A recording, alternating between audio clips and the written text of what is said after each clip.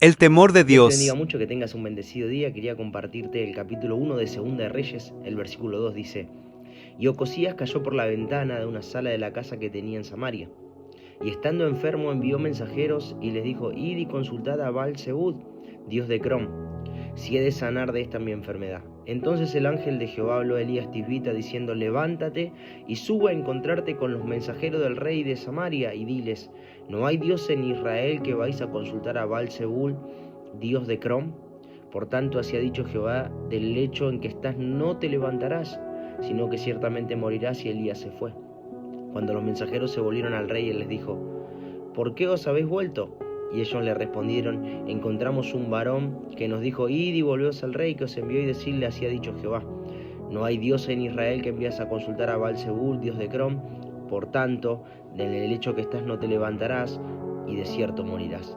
Entonces le dijo: ¿cómo era aquel varón que encontraste y os dijo tales palabras? Y ellos respondieron: un varón que tenía vestido de pelo y ceñía sus lomos con un cinturón de cuero. Entonces él le dijo: es Elías Tisbita. Luego envió a él un capitán de 50 con sus 50, el cual subió en donde él estaba, y aquí que él estaba sentado en la cumbre del monte. Y el capitán le dijo: varón de Dios, el rey ha dicho que desciendas.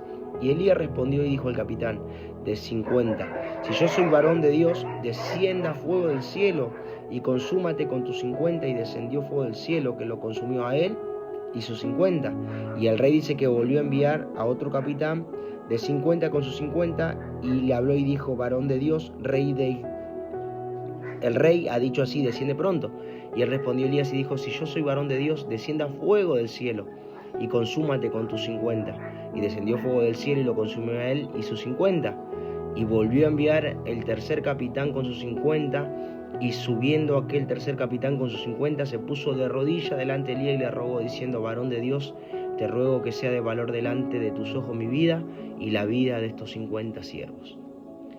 Y dice: y aquí que descendió fuego del cielo y ha consumido a los dos príncipes primeros capitanes con sus 50. Sea estimada ahora mi vida delante de tus ojos. Entonces el ángel de Jehová dijo a Elías: desciende con él y no tengas miedo de él. Y él se levantó y descendió al rey. Es tremendo lo que pasa en esta historia, porque no había palabra de Dios en esos tiempos. Pero dice que el respaldo de Dios con el profeta Elías era tremendo, lo que él hacía y cómo Dios lo cuidaba y cómo Dios lo guardaba, porque había propósito y había planes. Pero los reyes, como nos estábamos nombrando y mencionando en la historia, eran muy perversos. Y todos se desviaban de la voluntad de Dios, del propósito de Dios, pero Dios había dado una palabra sobre su pueblo. Dios tenía un propósito con el pueblo de Israel. Entonces Él no podía permitir que los gobernantes se siguieran desviando, tenía que marcarles el camino. Y aún este rey toma la decisión de ir a consultar a otros dioses. Y Dios tiene que intervenir y dice: no hay Dios en Israel que vas a ir a consultar a dioses ajenos. Nosotros no nos damos cuenta que tenemos un Dios celoso que nos quiere para Él. Pero el celo de Dios es diferente a lo que nosotros nos imaginamos y nos pensamos, porque en Dios tenemos todo. Fuera de Dios no hay nada. Fuera de Dios simplemente lo que hay es mentira, engaño, algo pasajero y temporal, pero lo de Dios es eterno. Y Dios tenía un propósito con su pueblo, pero veía que día a día el pueblo se desviaba, y las consecuencias de su desviación era la muerte. Porque dice que Él va a consultar por causa de su enfermedad, y Dios tiene que decirle: ¿por cuánto hiciste esto? No te vas a levantar de esta situación. Entonces el rey manda a buscar al profeta, pero no era con buena intención que iba con 50. Querían quitarle la vida. Pero Dios lo respaldaba, porque por eso fue conocido como el profeta de fuego. Aún en esta situación Dios le tiene que hablar al profeta y le dice: no tengas temor la tercera vez, porque la persona que va por tercera vez, este capitán, se humilla y reconoce la autoridad que tenía el profeta. Entonces, cuando reconocen la autoridad que tenía como profeta y se humilla, alcanza misericordia. Porque no era que Dios quería destruir o que Dios quería quitarles la vida, sino que por consecuencia a los actos que ellos iban a hacer, venía el resultado o venía la cosecha de esa siembra incorrecta. Pero este hombre se humilla y alcanza misericordia.